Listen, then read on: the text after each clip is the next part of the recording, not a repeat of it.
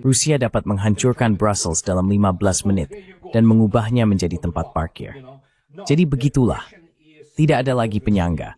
Tidak. Pertanyaannya jelas tentang tidak memiliki entitas teroris tepat di perbatasan Anda. Jadi menurut NATO, ya, seperti yang sudah saya nyatakan, Anda dapat mengutip saya mengatakan ini terus-menerus selama beberapa tahun. Amerika Serikat, yaitu gabungan Barat, kalah dalam perlombaan senjata.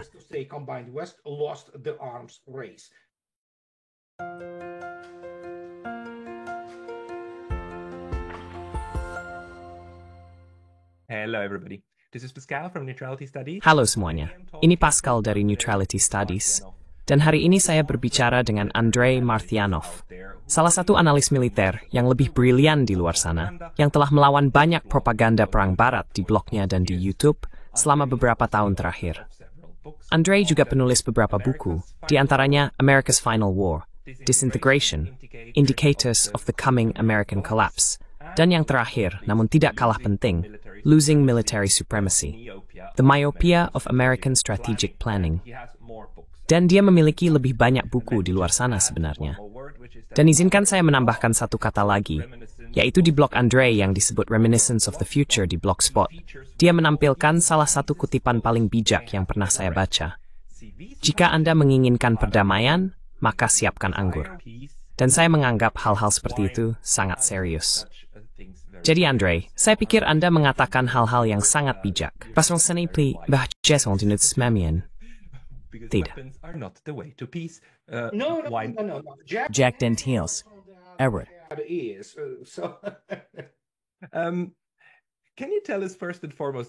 Bisakah Anda ceritakan kepada kami pertama-tama sedikit tentang kisah Anda sendiri? Karena sejauh yang saya pahami, Anda lahir di Baku, di Uni Soviet, dan kemudian Anda juga seorang perwira angkatan laut. Sekarang Anda adalah seorang analis militer yang berbasis di AS. Apa kisah Anda? What's your story? Well, my story is very simple. Ceritaku sangat sederhana. Aku lahir dalam keluarga yang pada dasarnya terhubung dengan Angkatan Laut Soviet dan Angkatan Bersenjata. Ayahku sebenarnya adalah sosok yang cukup penting dalam kompleks industri militer, terutama terkait dengan lokasi kami ketika kami pindah dari Baku ke Sevastopol misalnya. Jadi aku selalu berada di sekitarnya. Kakek angkatku, kedua kakekku meninggal, terbunuh dalam Perang Dunia II. Cerita yang cukup standar sebenarnya. Jadi mereka semua, Nayor, Thabling Spegrang. So they all were, military people. So, and yeah, I went to the Naval Academy. Jadi ya, saya pergi ke Akademi Angkatan Laut, belajar di sana selama 5 tahun, dan lulus dengan gelar dalam spesialisasi yang cukup menarik untuk kapal selam tenaga nuklir strategis. Saya bertugas di apa yang saat itu disebut Unit Angkatan Laut Penjaga Perbatasan KGB Uni Soviet, yang pada dasarnya disalahpahami sebagai penjaga pantai karena mereka disebut penjaga pantai. Tetapi pada saat itu adalah Angkatan Laut tersendiri. Pada dasarnya lebih militeristik daripada misalnya penjaga pantai di Amerika Serikat atau di tempat lain. Dan jadi, ya, saya bertugas sampai tahun 1990. Dan setelah itu, ya, Uni Soviet runtuh. Soviet Union collapsed. And we suddenly found ourselves, Dan kami tiba-tiba mendapati diri kami pada dasarnya dalam situasi perang saudara yang revolusioner dan hangat. Ketika saya memiliki kesempatan, kami memiliki kesempatan untuk pada dasarnya memulai bisnis dengan Amerika Serikat. Kami kemudian pergi ke Amerika Serikat dan tinggal di sana karena Rusia juga sedang mengalami disintegrasi dan tidak ada tempat bagi kami. Jadi begitulah cara kami pada dasarnya menetap di Amerika Serikat. Sisanya adalah sejarah. Sungguh, dan how kami fingerada melakukan termu. It's semua jenis urusan teknik termasuk dirgantara komersial di Amerika Serikat. Commercial aerospace in the United States. But after the situation with Ukraine, namun setelah situasi dengan Ukraina pada tahun 2011, menjadi sangat jelas bahwa kita berada di jalur menuju bentrokan geopolitik besar-besaran. Skala dari bentrokan ini bahkan lebih besar, berbicara dalam hal konsekuensinya daripada Perang Dunia II. Meskipun faktanya Perang Dunia II jauh lebih berdarah, tentu saja. Jadi, ya, saya mulai pada dasarnya, saya menulis sejumlah posting di blog saya, dan saya menyebutnya total recall, di mana saya harus mengingat kembali latar belakang militer saya, apa yang saya ketahui, dan apa yang saya pelajari. Juga, Anda harus menjadi autodidak jika Anda ingin maju di bidang ini, terutama di Barat, karena cara geopolitik atau apapun yang dianggap sebagai itu adalah yang cukup mengkalbur, mari kita katakan begitu. Let's put it this way, field of study, okay? This is it's popular. Ini dipenuhi dengan banyak orang yang sama sekali tidak memiliki urusan. Anda tahu, berbicara tentang isu-isu kekuatan militer dan keseimbangan kekuasaan. Dan ketika Anda melihat apa yang terjadi dengan Amerika Serikat, terutama setelah 1919, Anda akan melihat bahwa negara yang Anda kenal dulu hanya menghilang. Itu seperti pasir yang tergelincir melalui jari-jari Anda tahu. Dan kemudian tiba-tiba Anda mendapati diri Anda dengan pemerintahan Obama, dan kita memiliki jelas masa jabatan pertama Trump, dan kemudian pemerintahan Biden. Negara ini benar-benar hancur dari dalam. Dan Anda tahu, sejak 2014 saya memulai blog saya, dan saya mulai menulis karena apa yang terjadi benar-benar membingungkan. What was happening was absolutely mind-boggling, and one of the things which absolutely Salah satu hal yang benar-benar mengejutkan saya adalah kurangnya profesionalisme dan buta huruf dari mayoritas yang disebut elit intelektual di Amerika Serikat. Orang-orang itu benar-benar gila, benar-benar buta huruf. Mereka adalah orang-orang bodoh. Mereka tidak mengerti apa yang mereka hadapi. Faktanya, saya membangun karier saya sebagai analis militer dan politik dengan mengeluarkan peringatan. Saya itu mengeluarkan peringatan setiap hand sejak 2014 di Republik. Dan saya perisma di kepala Warren.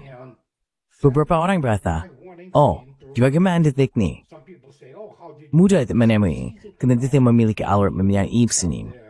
Dan setelah saya lakukan. deal with this issue, and that's what I'm doing. You know, May I ask, Anda tahu, bolehkah saya bertanya, maksud saya, orang lain yang telah memberikan peringatan dan prediksinya menjadi kenyataan adalah orang-orang seperti John Mearsheimer, Jack Matlock, atau George Kennan, yang semuanya, terutama ketika berhubungan dengan Rusia, mengatakan ini akan berakhir dengan sangat-sangat buruk jika Anda terus mendorong NATO ke arah perbatasan Rusia. Ya, salah satu hal di sini adalah mereka menggunakan seperangkat alat analisis tertentu atau teori, seperti teori realisme hubungan internasional. Dengan mengatakan, lihat, ditambah mereka mendengarkan apa yang sebenarnya dikatakan Rusia. Mereka mendengarkan apa yang dikatakan politisi Rusia, dan menyimpulkan dari sana apa yang mungkin secara politik atau tidak, tanpa terlibat dalam perang. Alat analisis apa yang Anda gunakan untuk menganalisis situasi ini? well, I immediately will have to obviously. Ya, saya harus segera mengoreksi sedikit. John Mearsheimer menulis pada tahun 2014. Saya mengerti dari mana dia berasal, tetapi dia bukan seorang realis, atau apapun yang dianggap sebagai realis. Anda tahu permainan semantik. Dia menulis tentang Rusia sebagai negara yang menurun, yang tentu saja saya tidak setuju, karena prediksi saya didasarkan secara khusus pada isu-isu yang saya ketahui. Kekuatan militer, alat utama adalah korelasi kekuatan dan sarana. Irastengtismal and thimetwi maju industri, dan stinget maju. Advanced and highly advanced economy. So when you talk about, for example, American Jadi ketika Anda berbicara tentang misalnya ekonomi Amerika yang digunakan, omong-omong saya punya di sana, Anda tahu, saya melihat buku Mearsheimer. Bukankah itu di belakang Anda? Tidak, itu bukan dia. Itu biru. Jadi ya, liberal apapun, delusi dan hal-hal semacam ini. Maksud saya, orang-orang itu tidak memahami bahwa mereka adalah produk dari sistem pendidikan Amerika yang mengejar gagasan fantastis bahwa entah bagaimana pasar keuangan adalah ekonomi nyata, padahal sebenarnya tidak. Dan inilah yang datang dengan latar belakang teknik militer saya. Karena saya memahami bagaimana sistem senjata diciptakan, jenis R&D apa yang masuk ke dalamnya, jenis industri apa yang sebenarnya terikat dengan ini.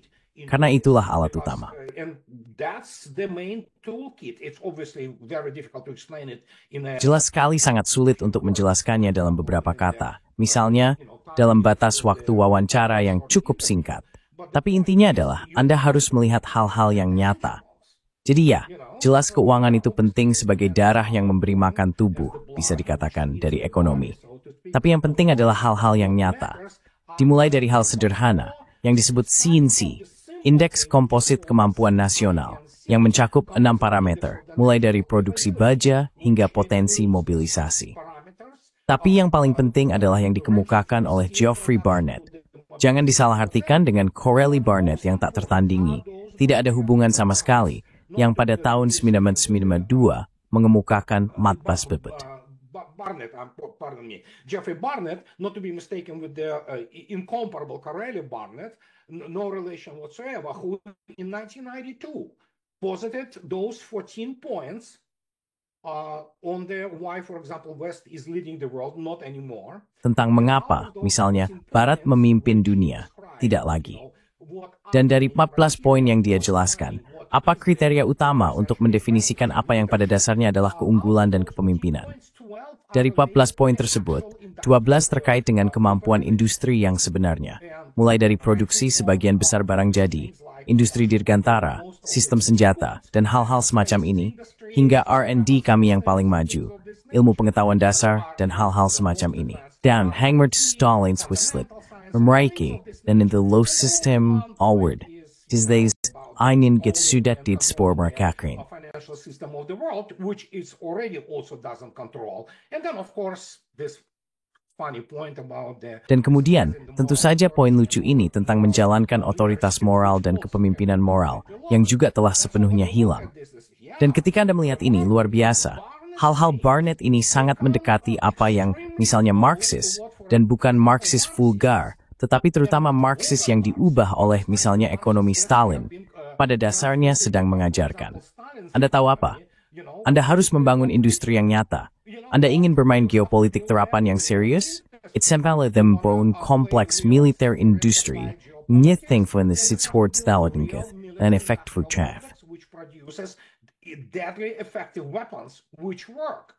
That is why when you read like Edward Luttwak, you begin to... Itulah mengapa ketika Anda membaca seperti Edward Luttwak, Anda mulai tertawa, hanya karena itu amatir.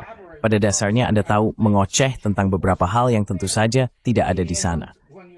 Dan ketika Anda tahu dan Anda mengerti, ini adalah keunggulan profesional saya dibandingkan banyak orang, ketika Anda memahami apa yang masuk ke dalam desain sistem senjata paling canggih. Jadi jika Anda, biarkan saya membertindak spesialisi saya setelah lulus dari Akademi Angkatan Laut.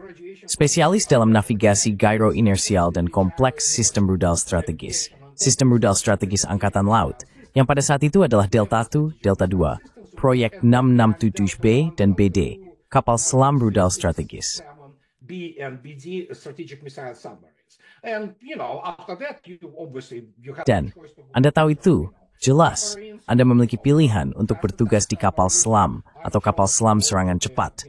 Atau saya memilih untuk pergi ke penjaga perbatasan. Jadi ketika Anda memahami ini, dan Anda sudah tahu, misalnya, apa yang terjadi di Uni Soviet dalam hal teknologi militer pada pertengahan 80-an, Anda melihat hal-hal yang telah ditulis dan dikatakan di Barat, dan Anda tertawa. Maksud saya, orang yang kresar tal, herthet derme berms bisimitin. So may I ask? Jadi boleh saya bertanya, salah satu masalah terbesar yang menurut saya disebarkan oleh Barat dan kemudian diulang oleh banyak orang adalah bahwa Rusia adalah pom bensin yang menyamar sebagai negara. Namun pada saat yang sama, orang-orang yang berbicara tentang menggunakan USD dan memutuskan Rusia dari pasar keuangan dunia berpikir bahwa itu akan menghancurkan perangkat perang Rusia. Tidak memahami bahwa Rusia mampu mengambil dari Ukraina semua mineral yang dibutuhkannya dari tanahnya sendiri, mengangkutnya sendiri, memproduksinya menjadi sistem senjata, dan mengangkutnya. Mereka kemudian memiliki tentara mereka sendiri yang menggunakan rubel dan sepenuhnya mandiri, serta mampu berperang. Apakah ini kurang lebih yang Anda bicarakan?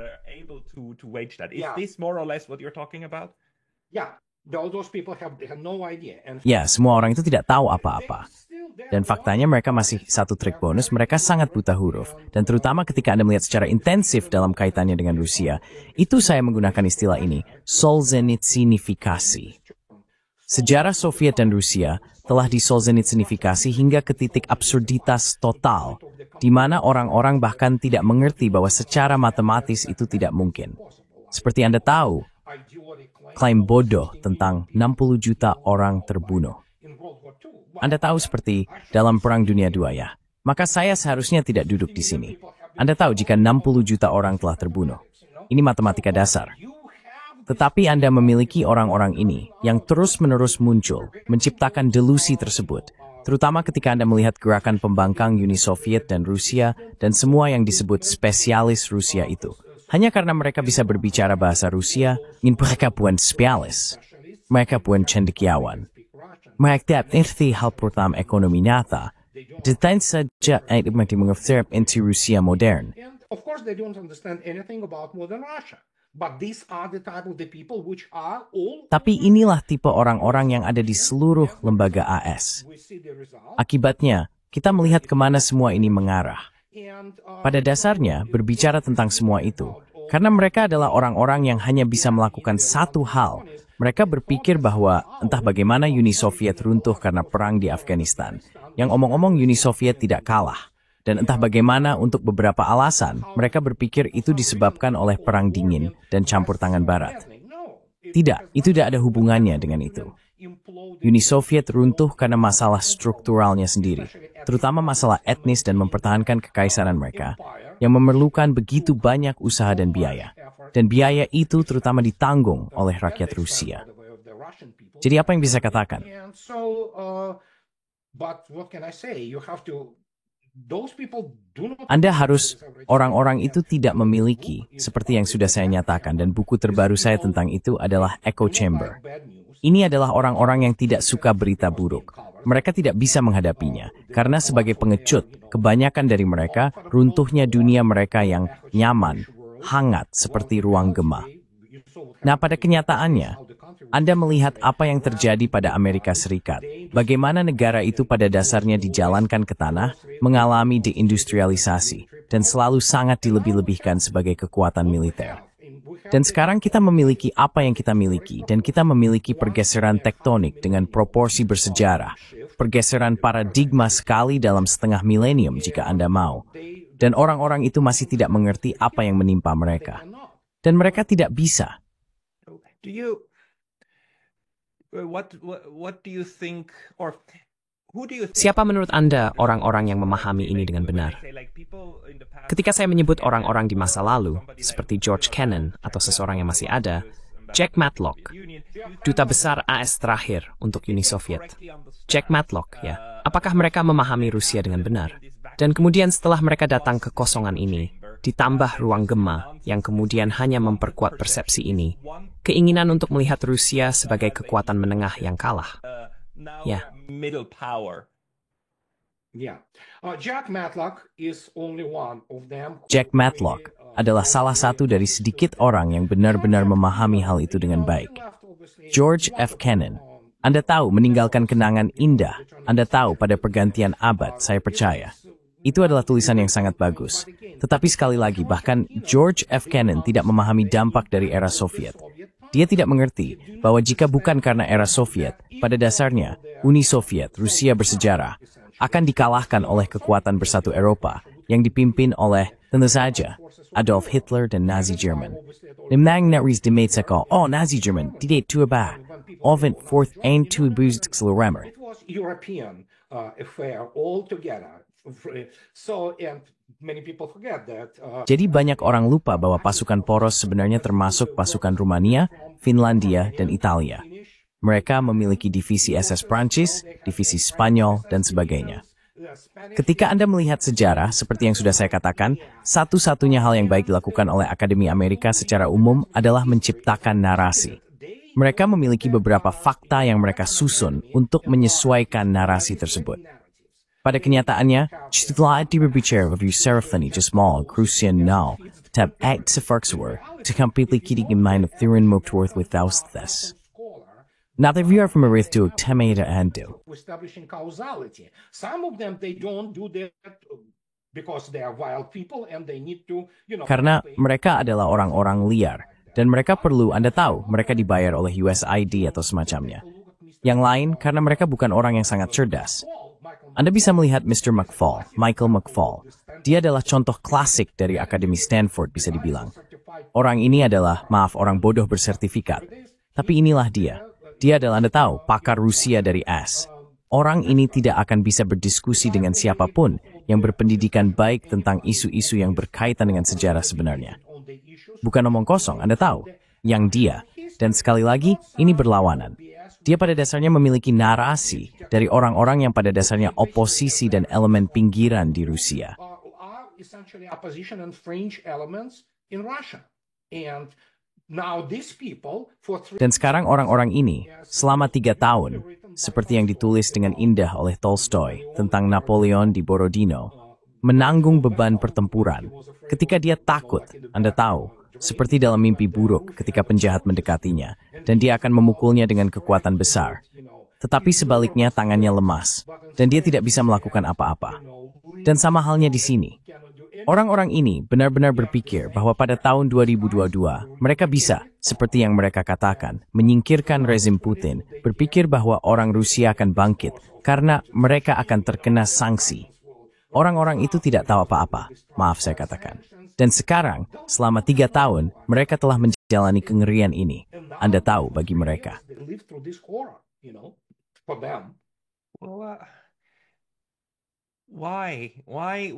Mengapa? Mengapa menurut Anda? Maksud saya apa efek Fukuyama? Apakah ini gagasan bahwa Barat memenangkan Perang Dingin? Apakah itu? Apakah ini keyakinan ini? Anda juga mengatakan bahwa keyakinan pada pasar keuangan sangat penting. Ya, itu adalah efek Fukuyama. Dan kita harus kembali ke Schumpeter dalam risalah terkenalnya tahun 1945 ketika dia berbicara tentang orang-orang yang umumnya, tidak semua, tetapi mayoritas dari mereka tidak dapat dipekerjakan untuk jenis pekerjaan intelektual atau fisik yang produktif.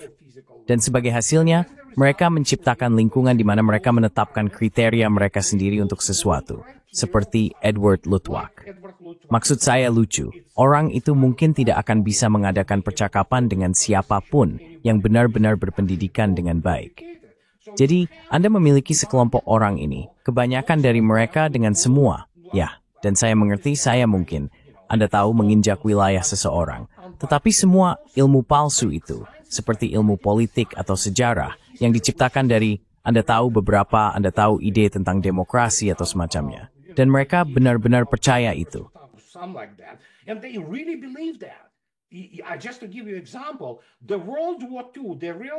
Sebagai contoh, sejarah nyata Perang Dunia II telah ditulis ulang oleh para sejarawan Anglo-Amerika. Sejarah tersebut diputarbalikkan sedemikian rupa, sehingga sekarang Tuan Trump percaya bahwa Rusia, Uni Soviet, yang membantu Amerika Serikat mengalahkan pasukan poros mereka.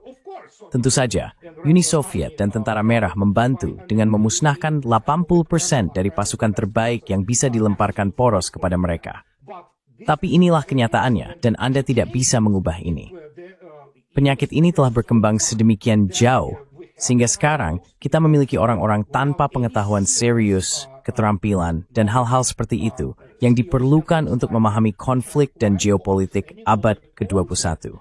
Dan dasar dari geopolitik abad ke-21, seperti yang selalu terjadi, adalah apa yang disebut keseimbangan kekuatan.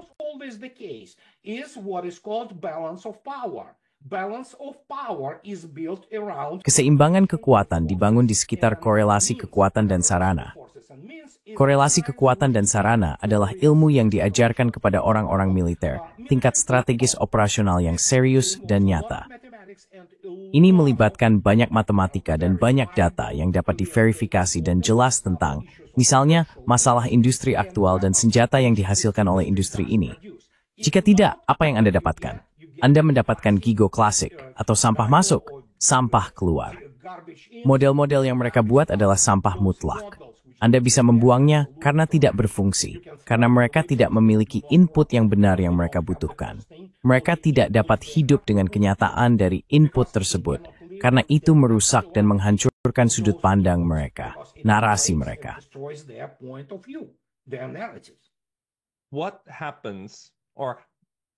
Bagaimana Rusia menghadapi kenyataan bahwa orang-orang dengan pemahaman seperti itu berada di posisi kekuasaan di Amerika Serikat? Atau setidaknya pernah, atau masih ada. Karena bagaimanapun juga, Anda memerlukan mitra yang rasional, bukan?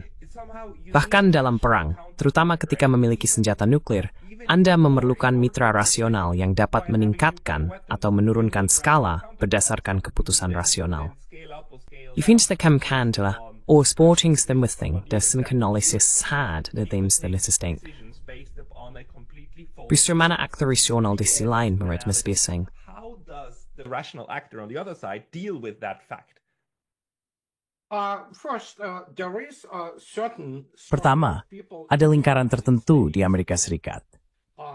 Kita tidak bisa mengatakan bahwa itu sepenuhnya profesional, tetapi pasti ada lapisan dalam kalangan politik dan militer politik di Amerika Serikat yang memahami apa yang sedang terjadi. Saya tidak tahu apakah Anda memiliki Larry Johnson tentang ini, tetapi Larry memberikan demonstrasi yang sangat baik tentang hal ini.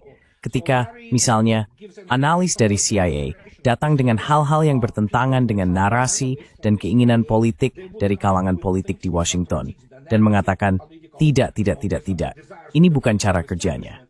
Ini adalah data yang sebenarnya.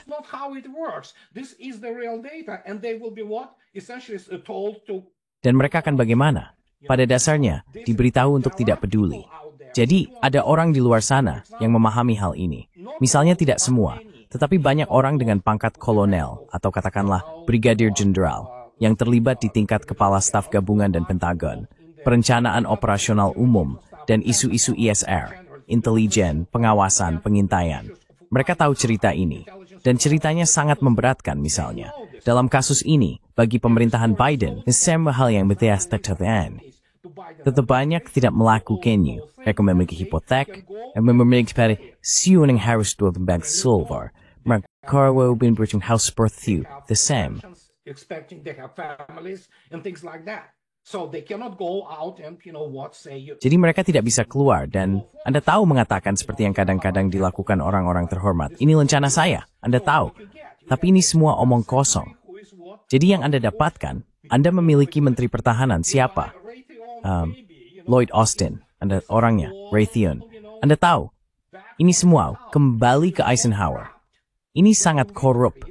Sehingga Anda benar-benar harus memiliki sesuatu yang luar biasa terjadi untuk menembus hal ini. Memiliki semacam terobosan, semacam tidak sepenuhnya dengan terpilihnya pemerintahan Trump. Dan sebenarnya apa yang dia lain sekarang, saya tahu bahwa hari yang lalu, 1.500 birokrat dari Washington DC mengambil pesangon dari posisi mereka.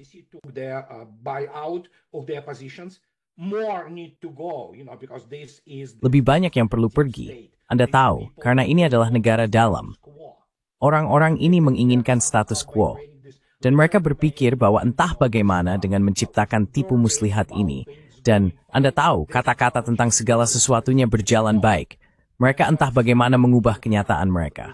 Mereka tidak. Dan ketika tiba-tiba Anda memiliki hasil dari 3 tahun operasi militer khusus, ketika Anda benar-benar memiliki akumulasi teknologi senjata Amerika dan Eropa, Anda melihat sendiri kurangnya kualifikasi dalam perencanaan operasional. Karena jelas orang Ukraina tidak merencanakannya. Semua hal itu direncanakan di London, sebenarnya direncanakan di Ramstein, dan direncanakan oleh orang Amerika dan Inggris.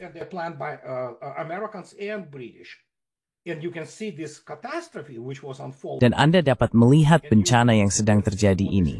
Dan Anda dapat melihat apa yang sedang terjadi. Dan orang-orang itu saya mengerti posisi mereka. Mereka tidak bisa lagi menyangkal kenyataan mereka. Dan jika mereka tidak memahaminya secara rasional, setidaknya mereka bisa merasakannya. Dan banyak yang memang merasakannya. Tapi sekali lagi, ketika Anda memiliki sosiopat seperti Blinken atau Sullivan, Anda tahu, orang-orang itu dengan gelar hukum, pengacara yang seharusnya terus berpraktik, Anda tahu apapun, kasus cedera otomotif di negara bagian New York, mereka benar-benar tidak kompeten. Ditambah lagi, mereka adalah sosiopat. Mereka bisa keluar dan berbohong di depan Anda.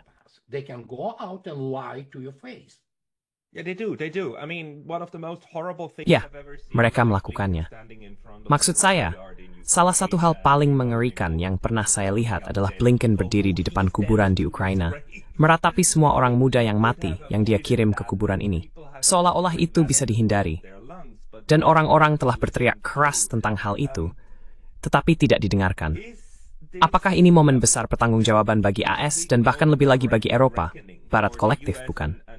Apakah ini saatnya mereka harus menghadapi masalah internal mereka? Dan apakah ada kesamaan dengan cara Uni Soviet harus menghadapi masalah internalnya pada tahun 90-an? Apakah Anda melihat ada kesamaan atau tidak? Do you see any parallels or not? Very tentative, I would say.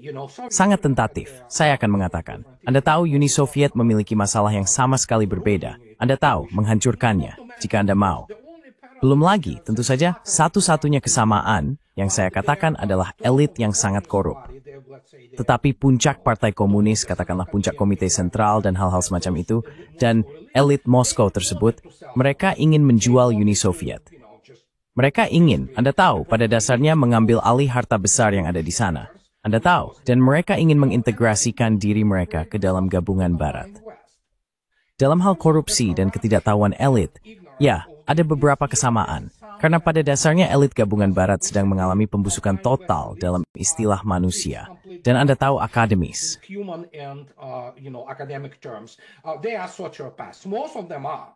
Mereka adalah masa lalu. Kebanyakan dari mereka begitu. Jika Anda melihat mereka, mereka bukan orang normal. Pada dasarnya Anda tahu. Lihatlah dengan cermat von der Leyen, Baerbock, atau Macron. Dan itu seperti itu adalah pertunjukan aneh, oke? Mari kita katakan seperti itu.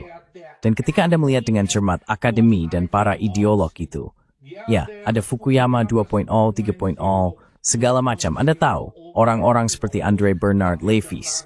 Dan Anda tahu, orang-orang yang merupakan penjahat perang, kata yang lebih baik. Anda tahu, itulah mereka.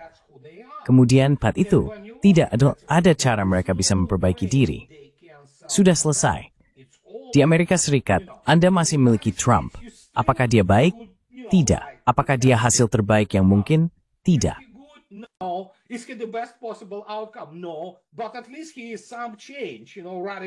Tapi setidaknya dia adalah perubahan radikal dalam istilah. Eropa sudah selesai. Sudah berakhir untuk Eropa. Dan ketika orang mengatakan misalnya, disitulah saya tidak setuju dengan Douglas MacGregor misalnya. Bahwa oh ya, mereka mungkin mengubah misalnya kepemimpinan politik mereka jika Anda mau. Oke, entah bagaimana. AfD, Alternatif untuk Jerman, atau beberapa orang lainnya. Anda tahu orang-orang Le Pen berkuasa di Prancis. Tidak ada akan berubah taat Eropa at. Yang pertama, mereka kekurangan energi. Dan kedua misalnya, Mr. Rusofia Mie. Misalnya itu try to myris ithas wapurs ibro. Setelah itu, orang Amerika berbeda. Simple as that. Americans are different. For example, I live in America. I am American. Sebagai contoh, saya tinggal di Amerika. Saya adalah orang Amerika, warga negara AS. Saya menjadi, Anda tahu, salah satu dari mereka. Anda tahu, tetangga saya memperlakukan saya sebagai, Anda tahu, orang Amerika, teman saya. Anda tahu, hanya untuk memberi Anda contoh, di Eropa, Anda tidak bisa melakukan itu. Anda tahu, saya akan selalu dianggap sebagai orang Rusia bagi mereka dan orang yang mencurigakan bagi sebagian besar dari mereka. Tidak semua. Saya tidak mengatakan bahwa orang Eropa semuanya seperti ini, tetapi mayoritasnya begitu. Dan bukti untuk ini sangat banyak. Ini sangat terdokumentasi dengan baik. Inilah yang banyak orang tidak mengerti. Dan itulah perbedaannya. Dan ketika Anda melihat keadaan ekonomi Eropa, itulah yang Anda dapatkan sekarang. Ada banyak hal yang terjadi di sana.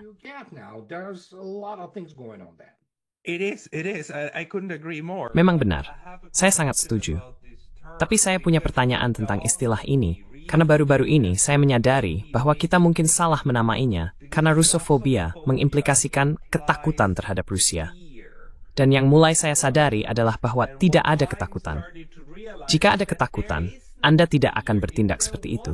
Anda akan lebih berhati-hati. Ini adalah kebencian.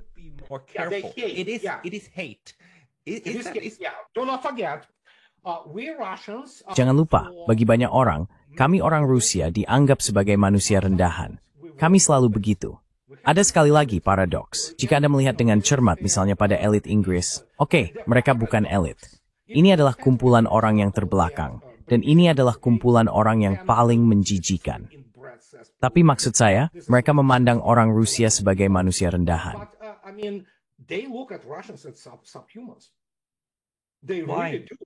Mereka benar-benar melakukannya. Mereka percaya itu. Bagaimana kita bisa menjelaskan? Karena seperti kita jelas, ini bukan rasisme. Kita memiliki warna kulit yang sama seperti ini sama kan? Bahkan di benua yang sama. Dari mana asalnya? is it coming from? Well, it comes from the fact that obviously there is not enough. Nah, ini berasal dari fakta bahwa jelas tidak ada penyangkalan bahwa kita hidup di dunia yang dibentuk oleh peradaban barat yang memberikan kontribusi besar. Ini membentuk kita dalam hal budaya, seni, dan sains. Kita hidup di bumi ini setidaknya dengan hukum Newton. Newton memberi kita kalkulus. Anda hanya perlu melihatnya, dan itu sangat besar, sangat besar. Warisan barat sangat besar. Namun, abad ke-20 adalah saat di mana barat benar-benar melakukan bunuh diri. Pertama dengan memicu 2 perang dunia, yang menyaksikan tingkat kekejaman dan kebiadaban yang belum pernah terjadi sebelumnya. Dengan pembantaian manusia secara industri. Ini awalnya dilakukan sebagai hasil dari aspirasi imperial dan tentu saja kesombongan nasional. Dan kemudian Perang Dunia II berakhir tentu saja dengan teori rasial yang jelas, di mana misalnya orang Slavia seperti saya dianggap sebagai manusia rendahan. Slavs like me, we were subhumans. It was beautifully and largely shared across the Itu dibagikan dengan indah dan luas di seluruh Eropa. Dengar, orang Prancis. Mereka hidup dengan sangat baik. Salah satu hal paling skandal tentang orang Prancis dan pemerintahan Vichy, serta bagaimana mereka pada dasarnya menyerah, adalah kenyataan bahwa, ya, mengapa mereka menyerah? Nah, karena tidak ada alasan nyata untuk mati, ketika mereka tahu mereka akan dilestarikan sebagai sebuah bangsa. Dan memang demikian. Paris tidak dibom atau apapun. Hitler secara pribadi untuk melestarikan Paris, sama seperti Roma. Tapi ketika melihat ini, ya begitulah adanya. Sesederhana itu. Poin utama perlawanan Prancis adalah meludahi dan melempar barang ke wanita. Mereka disebut wanita Prancis horizontal, yang berkencan dengan tentara Jerman dan perwira Jerman selama pendudukan. Dating German soldiers and German officers during occupation. This is how far the French resistance. Inilah sejauh mana perlawanan Prancis berlangsung. Prancis pada saat yang sama menghasilkan divisi Waffen-SS Charlemagne ke-33. Dan mereka inilah, bersama dengan elemen divisi SS Viking, yang berjuang hingga akhir mempertahankan Reichstag pada Mei 1945. Jadi, begitulah. Anda tidak bisa mengubah ini. Dan kemudian Anda mendapatkan orang-orang yang mengenal Prancis, dan Prancis hanyalah salah satu contohnya. Banyak orang Spanyol masih bangga dengan divisi biru. El País baru-baru ini berpatan artikel tentang style Catholica divisi Benimete diharukan oleh tentara. Mereka menulis dan memahami mereka yang melawan bagaimana tidak mereka terpaut forward dalam hal seperti itu. Ini loh nyatanya.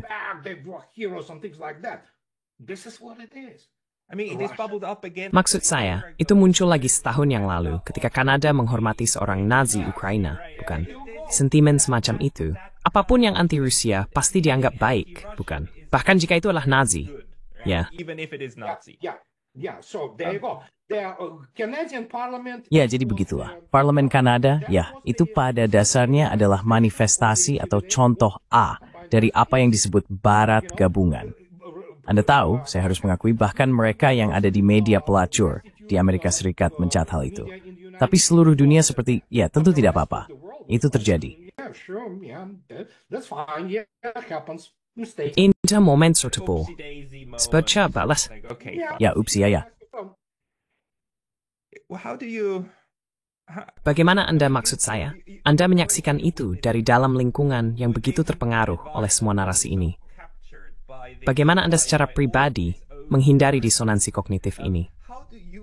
Bagaimana Anda tidak melompat keluar jendela ketika semua hal ini?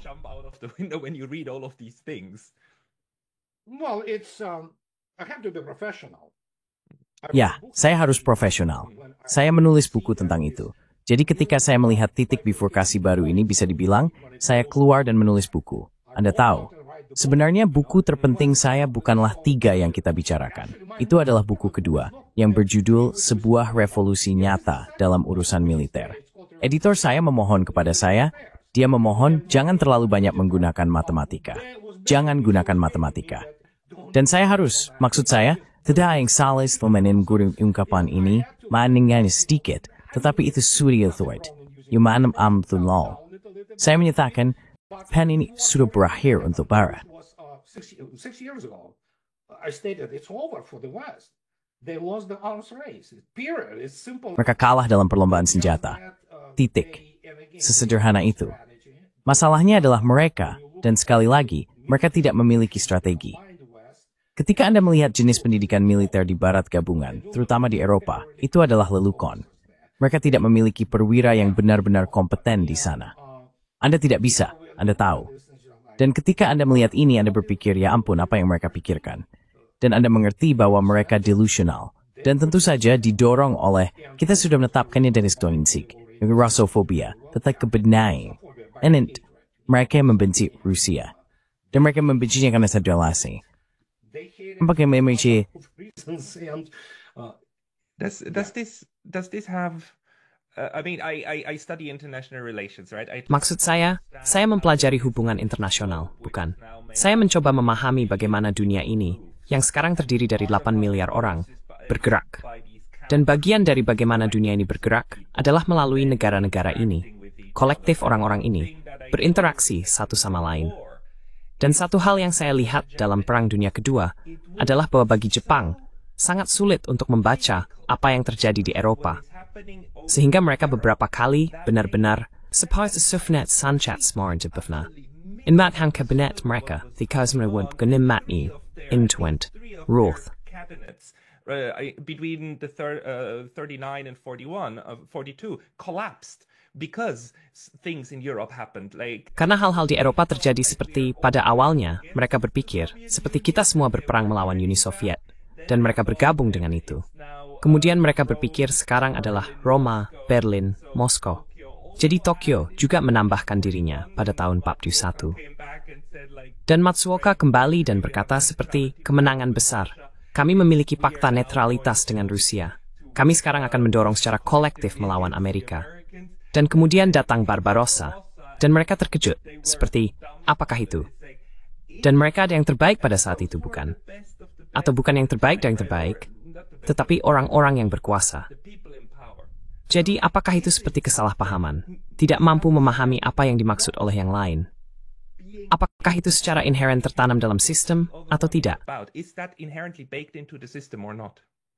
Yeah, it's inherent in the system, yes. Ya, itu melekat dalam sistem. Ya, Anda mendefinisikannya dengan benar karena seperti yang sudah saya katakan, pendidikan humaniora di Amerika Serikat misalnya, sebagian besar korup, terutama ketika berkaitan dengan misalnya studi Rusia. Tapi itu juga terjadi di bidang lain. Dan ada sejumlah orang, termasuk misalnya Daniel Larison. Anda tahu, pidatonya dalam sejarah, dia cukup terkenal ketika menulis untuk The American Conservative. Dia benar. Dan saya sebenarnya mengutipnya. Orang Amerika tidak tahu dunia luar. Dan Eropa juga tidak, omong-omong. Dan sebagai hasilnya, Anda bisa berterima kasih pada korupsi pendidikan ketika datang ke bidang humaniora, seni dan sastra, yang tidak lebih dari sekadar cuci otak dan idealisasi penyebaran narasi.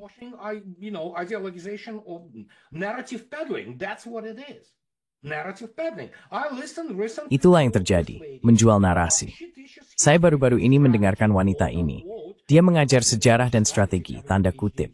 Bagaimana bisa mengajar strategi dengan gelar PhD dalam sejarah? Saya tidak tahu, tetapi dia mengajar strategi di US Naval War College.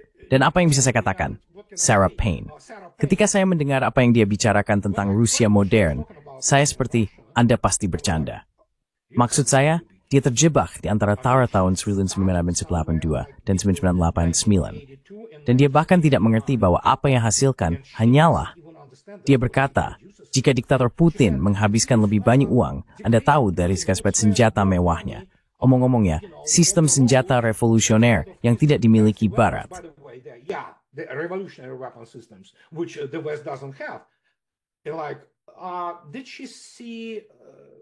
Mereka seperti, apakah dia melihat jalan raya di Rusia baru-baru ini? Sepertinya wanita itu bahkan tidak mengerti apa yang dia bicarakan. Dia hidup di semacam alam semesta alternatif.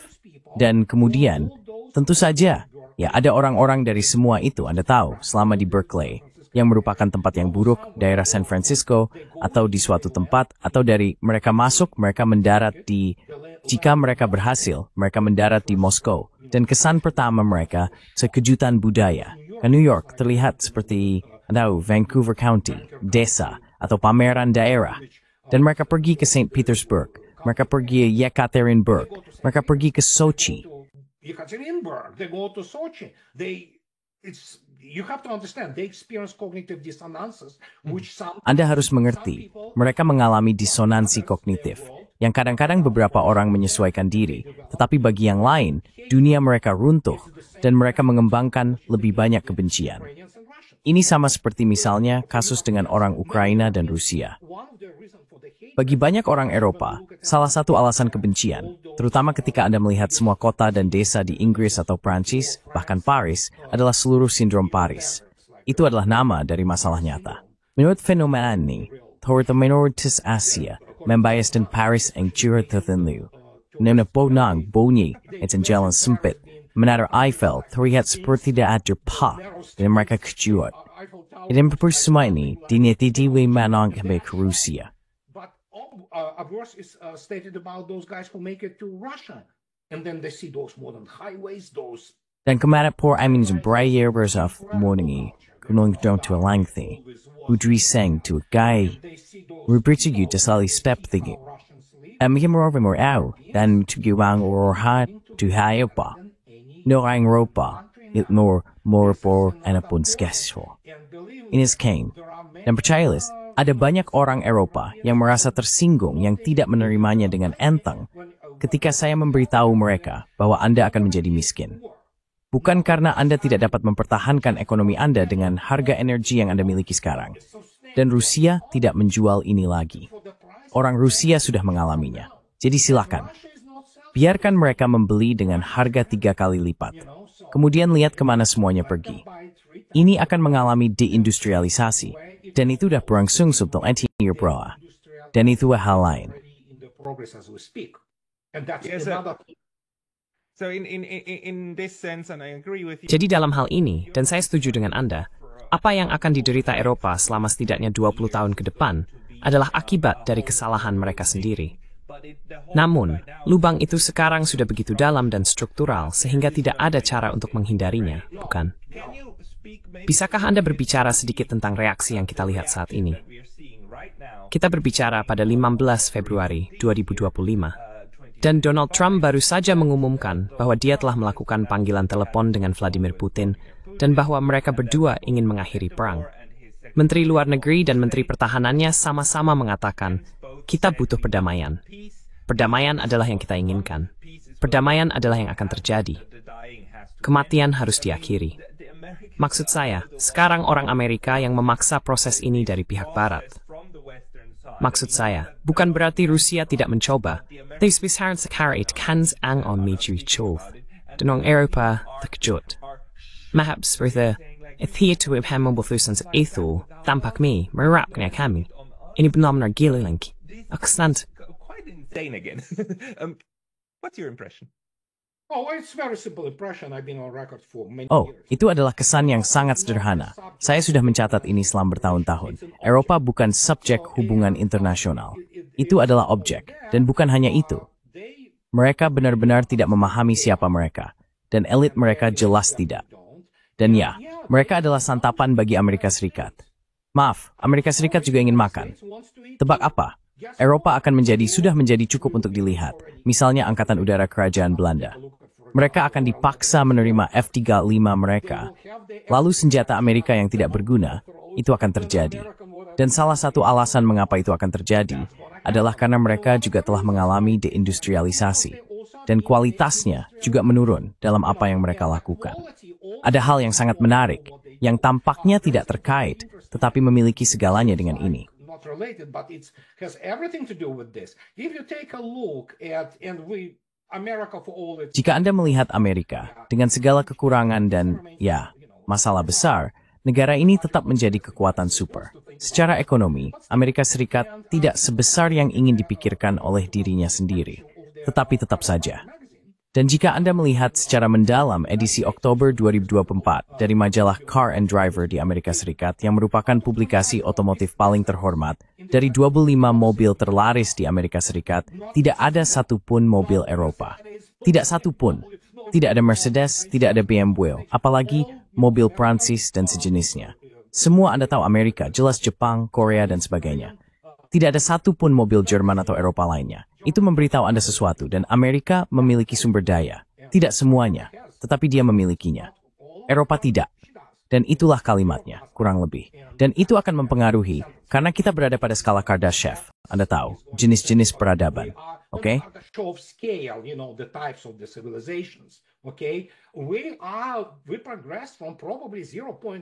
Kita telah berkembang dari mungkin 0,1, 0,2 pada abad ke-19, awal abad ke-20, menjadi mungkin 0,6 sekarang. Dan ini bukan linear, ini eksponensial. Oke? Jadi 0,6 itu seperti, Anda tahu, 20 kali atau lebih konsumsi energi yang lebih besar daripada yang kita miliki bahkan di awal abad lalu dan bahkan di awal abad ini. Tapi orang Eropa menyukai Greta Thunberg mereka. Jadi mereka harus hidup dengan itu seperti yang dikatakan J.G. Wells kepada mereka hari ini. Dan mereka membunuh industri mereka secara harfiah. Dan ketika Anda melihat Italia, apa yang tersisa? Ya, orang Prancis masih bisa membangun beberapa hal di Saint-Nazaire, seperti kapal induk yang tidak berguna mungkin sesekali. Dan mereka memiliki Airbus yang tentu saja gabungan. Jerman memiliki Siemens, jika mereka bisa mempertahankannya, yang saya rasa tidak. Jadi begitulah.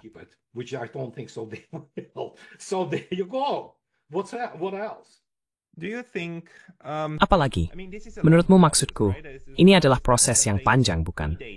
Ini adalah proses yang sudah ada sebelum Perang Dunia Kedua, semacam, karena kurangnya istilah yang lebih baik, menjadi satelit dari kekuatan besar lain tanpa menyadarinya, sambil menipu diri sendiri dengan berpikir bahwa kamu adalah mitra yang setara hanya karena duduk di meja yang sama.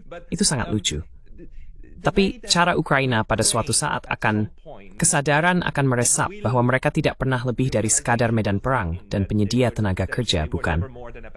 Dan penyedia darah untuk perang proksi. Cara kesadaran itu akan meresap pada suatu saat.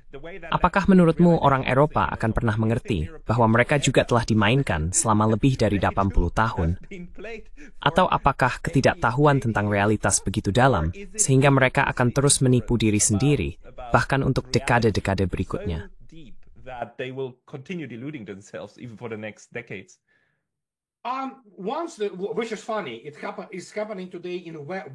Yang lucu, ini terjadi hari ini di Weimar. Tidak kurang. Seolah-olah Anda tidak bisa mendapatkan simbolisme yang lebih dari ini. Jadi mereka bertemu di Weimar, Jerman. Eropa sudah memasuki tingkat kemerosotan dan dislokasi ekonomi seperti Republik Weimar. Ini akan menjadi jauh lebih buruk.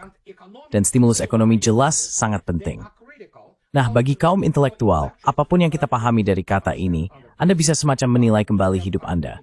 Tapi bagi kebanyakan orang, maimitin bro tips sebanzi kumsenani, six win more, dan yang wanita is dealing. Okay? And the economic of them being the most important one. Okay? And when you suddenly have, Dan ketika Anda tiba-tiba memiliki, Anda tahu, orang-orang tidak membicarakannya, tetapi saya membicarakannya dalam video terbaru saya. Hati saya berdarah ketika Anda memahami bahwa ribuan warga lanjut usia di Inggris meninggal karena kedinginan, bukan? Maksud saya, dunia macam apa itu? Maksud saya, ketika Anda memiliki orang-orang, ribuan, dan beberapa orang mengatakan jumlahnya 12.000, yang sangat mengerikan. Jika Anda memiliki negara yang bahkan tidak dapat merawat yang paling rentan, Anda tahu, negara macam apa Anda? Anda adalah dunia ketiga.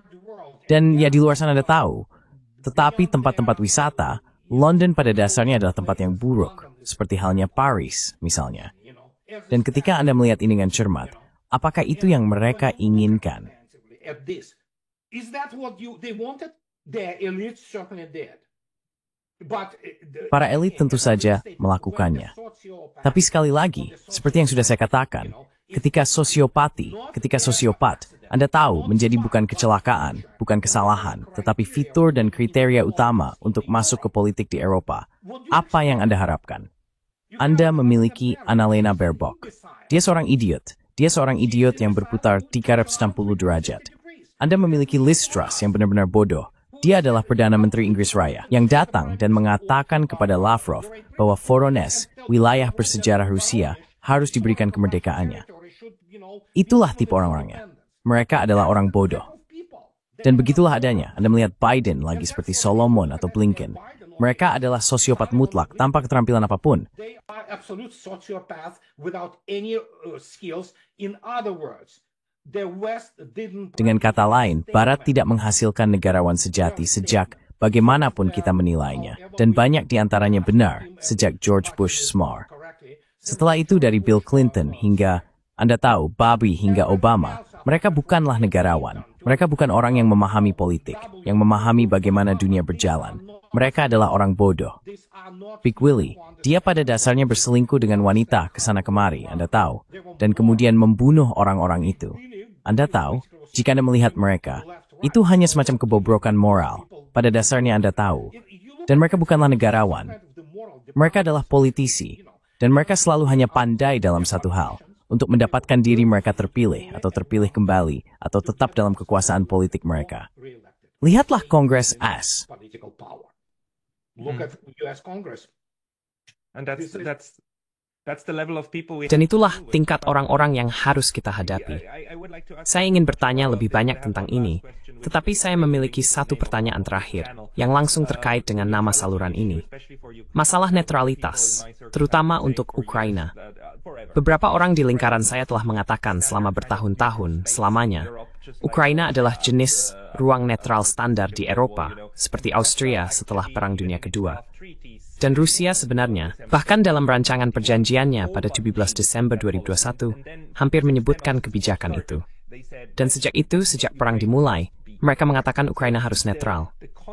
Jadi konsep ruang netral, demilitarisasi, apakah itu masih sesuatu yang secara inheren penting dalam pandangan geopolitik Rusia di Eropa dan di Asia? outlook on geopolitics in Europe and in Asia. It changed. It obviously evolved. Itu berubah, itu jelas berkembang. Terutama jika Anda perhatikan, baik Vladimir Putin maupun tokoh politik besar lainnya di Rusia tidak lagi menggunakan istilah bangsa bersaudara. Tidak ada lagi bangsa bersaudara. Apa yang dilakukan dalam hal kekejaman oleh Ukraina, ya, itu akan menjadi apapun yang tersisa dari Ukraina. Tapi hanya untuk Anda ketahui, Tuan Naryshkin mengundang sejarawan Polandia, Hungaria, dan Rumania ke Moskow. Dan Tuan Naryshkin tentu saja, nader duit paniam resi. Nemax Neaukins. Guess what he did it for? And they gladly accepted. To discuss Dan mereka dengan senang hati menerima untuk membahas wilayah mereka, yang secara historis milik tempat-tempat seperti Polandia, yaitu Volhynia tentu saja, dan kota tua Polandia yang sangat baik, Limburg, yang kita kenal sebagai Lwów. Jadi Ukraina sedang dibagi. Dan yang akan tersisa adalah sesuatu dengan skala sekitar 10 juta orang tanpa angkatan bersenjata yang layak, mungkin polisi bersenjata, dan akan dibersihkan dari semua elemen Nazi di sana. Tes pewalager fisik. Menoso, Rubnol, Win Nalins Netral. Pimur. So this is what had happened. After that, it will be neutral. Absolutely. More generally, like the Secara umum, salah satu pola pikir orang-orang NATO adalah bahwa Anda harus bersama kami atau melawan kami, bukan? Ruang mental mereka tidak mengandung penerimaan terhadap ruang-ruang di antara itu. Apakah doktrin militer Rusia mengandung ruang-ruang di antara itu? Mari kita ambil contoh. Mungkin di sisi lain, Mongolia. Fakta bahwa Mongolia adalah penyangga yang nyaman dengan Rusia dan nyaman di perbatasan. Apakah itu sesuatu yang penting bagi pemikiran militer Rusia? Taru eksperimen intermasisan inis.